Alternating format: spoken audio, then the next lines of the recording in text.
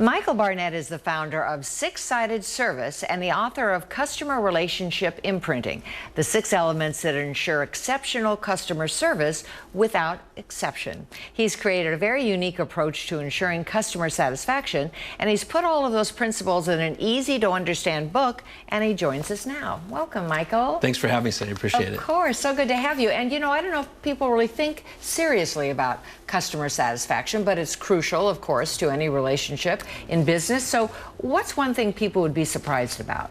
It's a good question. You know, recently a consulting firm asked 362 business operators, and they asked them, do you have superior service? And not surprisingly, the answer from 80% of them was yes. But then they went and asked the customers of those businesses if in fact they were receiving that level of service. And the number is a little bit different.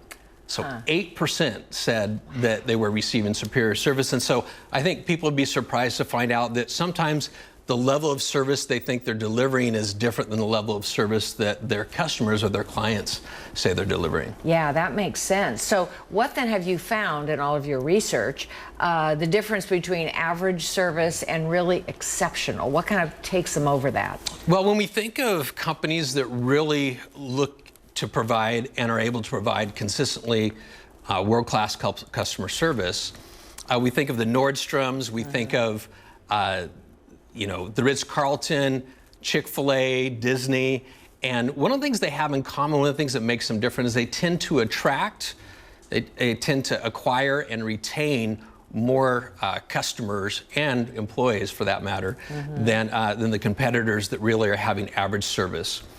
And then the second thing, the second distinction is what I call the 17% factor.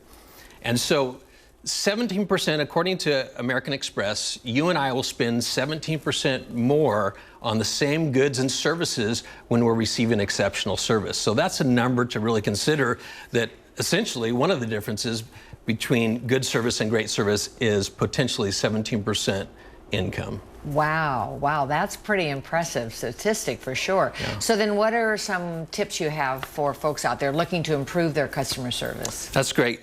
In my book, I talk about a concept called relational Velcro. And what is relational Velcro? It's this idea of the more Velcro or the more positive interactions that we have with our customers, the more we have the ability to connect with them and keep them connected to us. And so there's really 3 things that stand out when I think about creating more relational Velcro or more expanding people's customer service. First of all is really need to examine and explore your customers' current shopping habits with you. From the time they click onto your website to their interactions with your staff when they're purchasing or making an inquiry, all the way through even the post-transaction. What is that experience like right now for your customer? And you should be asking questions like, are we missing some relational Velcro opportunities?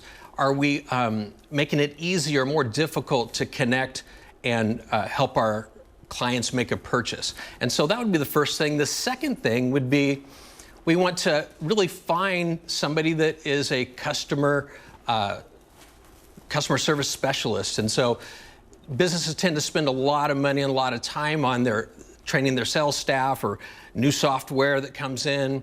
HR is talking about sensitivity training. Those are all good things, but when is the last time companies spent time working on their customer service training from somebody coming from the outside? And the answer is rarely or never, because what we said earlier, that it's really because they necessarily believe that they're already delivering a higher level of service. But I would encourage people to do themselves a favor and bring somebody from the outside to help them move the needle from wherever they're at to where they want to be. And then finally, I would say it's really about fueling the customer service through regular training and then examination of kind of that process that we talked about earlier. And so businesses that are able to do that, you know, tend to stand out. All those companies that we mentioned earlier, it doesn't happen by accident. Great service happens because they've created a clear path and they're evaluating that path on a regular basis. And so those 3 things basically start out: look at your current path that your customers are taking, find somebody from the outside that can help you, and then really fuel by training and look at those opportunities to correct or expand on the things that you're doing well. Wow, that makes a lot of sense. I feel like I've had six-sided service here, exceptional service. Well, it's always great talking to you, Sandy. Thank you, Michael, so much. Great information. I know a lot of our viewers can make sure they use in their businesses. Thanks so much for joining us. Great. Thanks for having me.